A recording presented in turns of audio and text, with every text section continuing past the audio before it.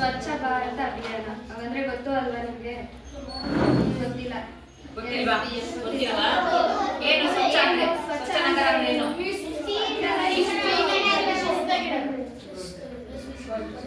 ಕಸವನ್ನ ಎಲ್ಲಿಗೆ ಹಾಕ್ಬೇಕು? ಸ್ವಚ್ಛ ಭಾರತ ಅಭಿಯಾನ 2014ರಲ್ಲಿ ನಮ್ಮ ನರೇಂದ್ರ ಮೋದಿ ಅವರು ಪ್ರಾರಂಭಿಸ್ತಾರೆ. ಏನು ಪ್ರಾರಂಭಿಸೋದಂದ್ರೆ ಗಾಂಧೀಜಿ ಅವರ ಕನಸಾಗಿತ್ತು ಸ್ವಚ್ಛ ಭಾರತ ಅನ್ನೋ ಕನಸು. ಅದಕ್ಕೋಸ್ಕರ ನರೇಂದ್ರ ಮೋದಿ ಅವರು ಸ್ಟಾರ್ಟ್ ಮಾಡ್ತಾರೆ. ಅದರಿಂದ ಏನು ಉದ್ದೇಶ ಅಂದ್ರೆ ನಮ್ಮ ಪರಿಸರ ಸ್ವಚ್ಛವಾಗಿರ್ಬೇಕು, ಮತ್ತೆ ಘನತ್ಯಾಜ್ಯ ನಿರ್ವಹಣೆ ಬಗ್ಗೆ, ಆಮೇಲೆ ಈ ಬಯಲು ಶೌಚ ಮುಕ್ತ ಭಾರತವಾಗಿ ಮಾಡೋದಕ್ಕೆ. ಹಂಗಂದ್ರೆ ಇವಾಗ ಶೌಚಾಲಯ ಎಲ್ಲರ ಮನೇಲೂ ಇರುತ್ತೆ ಅಲ್ವಾ? ಶೌಚಾಲಯ ಉಪಯೋಗಿಸ್ತಿದ್ದೀರಾ ನೀವು? ಎಷ್ಟೋ ಮನೆಗಳಲ್ಲಿ ಬಾತ್ರೂಮ್ ಇದ್ರೂ ಕೂಡ ಏನು ಬೀದಿ ಬದಿಗಳಲ್ಲಿ ಹೋಗೋದು, ಕಾವಲಿ ಜಾಗ ಹೋಗೋದು, ಆಮೇಲೆ ಖಾಲಿ ಸೈಡ್ ಇದೆಲ್ಲ ಮಾಡ್ಬಾರ್ದು ಅಲ್ವಾ? ಮಾಡಿದ್ರೆ ನಮಗೆ ಅಲ್ವಾ ತೊಂದರೆ ಆಗೋದು? ಹಾಡಿಕೊಂಡು ತಂಪಾದ ಗಾಳಿ ಬರ್ತದೆ.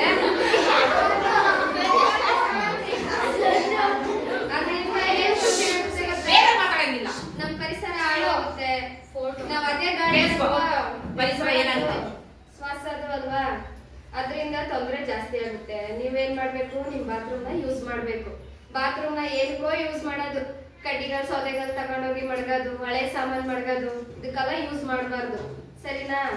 ಮತ್ತೆ ತ್ಯಾಜ್ಯ ಅಂದ್ರೆ ಕಸ, ನಮ್ಮ ಅಡಿಗೆ ಮನೆಯಿಂದ ಬರುತ್ತೆ ಅಲ್ವಾ ಕಸ, ಅಡಿಗೆ ತರಕಾರಿ ಉಪಯೋಗಿಸಿರೋದು, ಹಣ್ಣಿನ ಸಿಪ್ಪೆಗಳು, ಮತ್ತೆ ಅಡಿಗೆ ಮನೆ ಅನ್ನ ಸಾಂಬಾರು ಮಿಕ್ಕಿರುತ್ತೆ ಅಲ್ವಾ, ಅದೆಲ್ಲ ವೇಸ್ಟ್ ಆಗಿರೋದನ್ನ ತ್ಯಾಜ್ಯ ಅಂತಾರೆ, ಅದೆಲ್ಲ ಹಸಿ ಕಸ. ಆಮೇಲೆ ಇನ್ನೊಂದೇನು ಅಂದ್ರೆ ಈ ಪರಿಸರನ ನಾವು ಹಾಳು ಮಾಡಬಾರ್ದು. ಅದರಿಂದ ತಾನೇ ನಾವೆಲ್ಲರೂ ಇರೋದು. ಹಾಳು ಮಾಡಕ್ ಹೋಗ್ಬಾರ್ದು, ಸ್ವಚ್ಛತೆಯಿಂದ ಇಡಬೇಕು, ಸರಿನಾ? ಅರ್ಥ ಆಯ್ತಾ? ನಮ್ಮನ್ನ ನಾವು ಸ್ವಚ್ಛವಾಗಿ ಇಟ್ಕೊಳ್ಳೋದ್ಕಿಂತ ಪರಿಸರನ ಸ್ವಚ್ಛವಾಗಿ ಇಟ್ಕೊಂಡ್ರೆ ನಾವು ಚೆನ್ನಾಗಿರ್ತೀವಿ.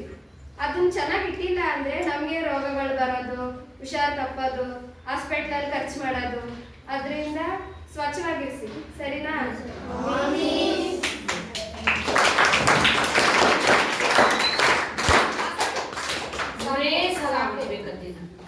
ಮಕ್ಕಳ ನೀವೆಲ್ಲ ದಿನದಿಂದ ನೋಡ್ತಾ ಇರ್ತೀರಾ, ರಸ್ತೆ ಬದಿಗಳು ನಡೀತಾ ಇರ್ತೀರಾ, ಬರ್ತಾ ಇರ್ತೀರಾ, ಪ್ರತಿಯೊಂದು ಜಾಗದಲ್ಲಿ ತಿರುಗಾಡ್ತಾ ಇರ್ತೀರಾ. ಅಲ್ಲೆಲ್ಲ ಏನ್ ನೋಡ್ತೀರಾ ನೀವು? ತುಂಬಾ ಕಸ ನೋಡ್ತೀರಾ. ಅದು ಎಲ್ಲಿ ನೋಡ್ತೀರಾ? ಕಾಲು ಬದಿ ಆಗಿರ್ಬೋದು, ರಸ್ತೆ ಬದಿಯಲ್ಲಿ ಆಗಿರ್ಬೋದು, ಅಥವಾ ಖಾಲಿ ಸೈಟ್ಗಳಲ್ಲಿ ಆಗಿರ್ಬೋದು.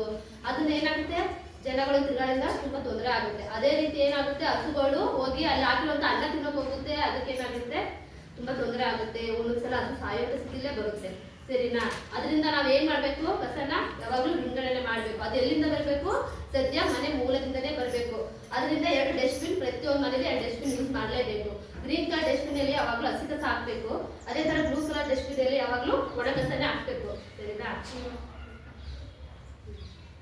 ಪ್ರತಿಯೊಂದು ಅಂಗಡಿ ಆಗ್ಲಿ, ಮನೆ ಆಗ್ಲಿ, ಧಾರ್ಮಿಕ ಸ್ಥಳಗಳಲ್ಲೆಲ್ಲ ಡಸ್ಟ್ಬಿನ್ ಯೂಸ್ ಮಾಡೋದನ್ನ ಹೇಳ್ಬೇಕು.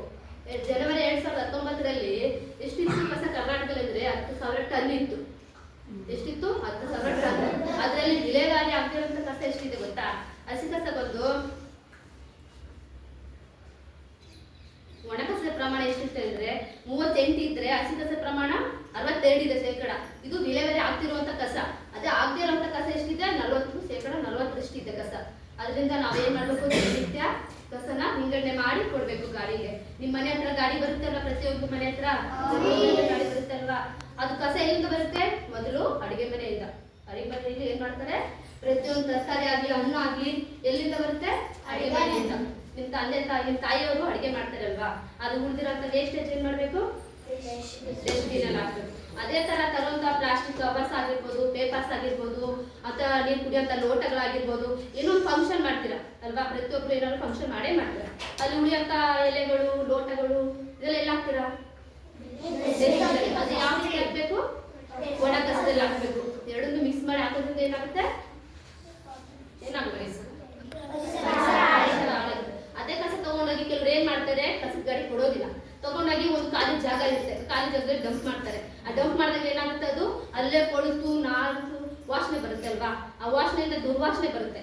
ಆ ದುರ್ವಾಸನೆಯಿಂದ ಏನಾಗುತ್ತೆ, ತುಂಬಾ ಸ್ಮೆಲ್ ಇಂದ ರೋಗ ರುಜಿನಗಳು ಬರ್ಬೋದು, ಕೀಟಗಳು ಉತ್ಪತ್ತಿ ಆಗ್ಬೋದು, ಮತ್ತೆ ನೀವು ಅದೇ ಗಾಳಿನ ಉಸಿರಾಡೋದ್ರಿಂದ ನಿಮ್ಗೆ ರೋಗ ರುಜಿನಗಳು ಬೇಗ ಬರುತ್ತೆ. ಸರಿನಾ? ಆ ಕಸನ ಭೂಮಿಗೆ ಹಾಕೋದ್ರಿಂದ ಆ ಭೂಮಿ ಏನಾಗುತ್ತೆ, ತನ್ನ ಫಲವತ್ತತೆಯನ್ನು ಕಡಿಮೆ ಮಾಡುತ್ತೆ, ಕಳ್ಕೊಳ್ಳುತ್ತೆ. ಸರಿನಾ? ನಾವಾಗ್ಲೇ ಆಗ ಕಸನ ಫಲವತ್ತತೆ ತುಂಬಾ ಕಡಿಮೆ ಆಗೋದ್ರಿಂದ ರೈತರು ತಮ್ಮ ಬೆಳೆನ ಸರಿಯಾಗಿ ಬೆಳೆಯೋದಕ್ಕೆ ಆಗೋದಿಲ್ಲ. ಸರಿನಾ?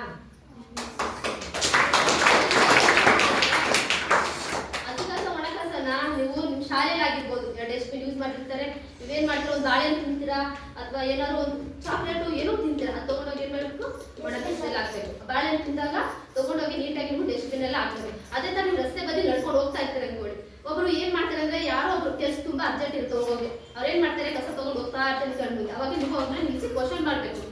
ಯಾಕಂದ್ರೆ ಪ್ರತಿಯೊಬ್ಬ ನಾಗರಿಕರ ಹಕ್ಕು ಅದು. ಸರಿನಾ? ನೀವು ಹೇಳ್ಬೇಕು, ನೀವು ಈ ರೀತಿ ಹಾಕೋದ್ರಿಂದ ಪರಿಸರ ಹಾಳಾಗುತ್ತೆ, ದನ ಕರುಗಳು ತಿನ್ನುತ್ತೆ, ನೀವು ಆ ರೀತಿ ಮಾಡಬೇಡಿ.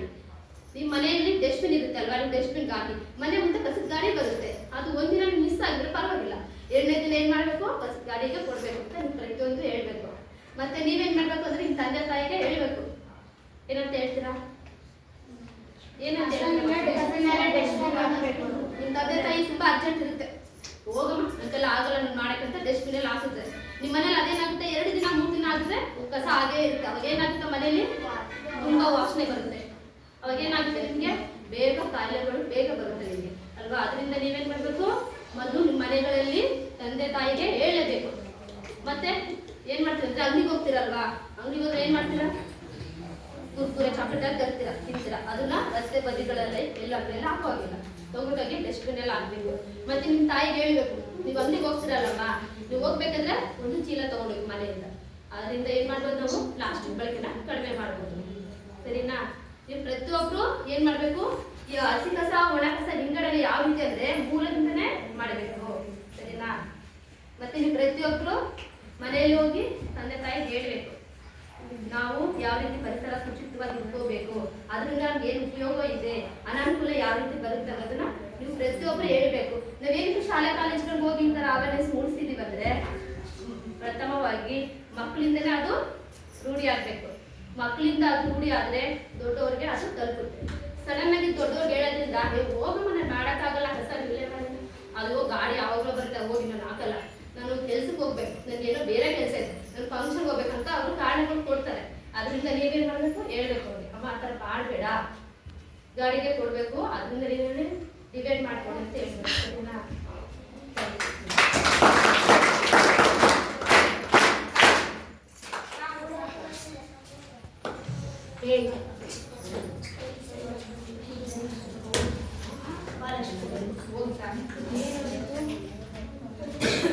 ಮೊದಲು ಕಸ ಅಂದ್ರೆ ಏನು ಗೊತ್ತಾ, ನಮ್ಮ ಸುತ್ತಮುತ್ತಲು ಪರಿಸರದ ತ್ಯಾಜ್ಯ ವಸ್ತುಗಳು, ಬೇಡವಾದ ವಸ್ತುಗಳನ್ನು ಕಸ ಅನ್ನೋದು. ಕಸವನ್ನು ಹೆಂಗೆ ವಿಂಗಡಣೆ ಮಾಡಬೇಕು ಗೊತ್ತಾ? ಹೆಂಗೆ ಹೇಳಿ ಮಕ್ಕಳೇ?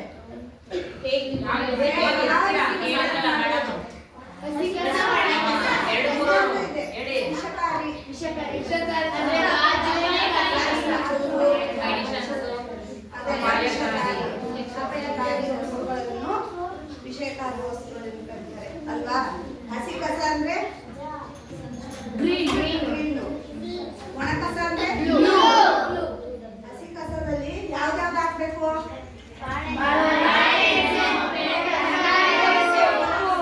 ಸಿಪ್ಪೆ, ಆಮೇಲೆ ಮೊಟ್ಟೆದು ಸಿಪ್ಪೆಗಳು, ಇವೆಲ್ಲ ಹಸಿ ಕಸ. ಒಣ ಕಸ ಅಂದ್ರೆ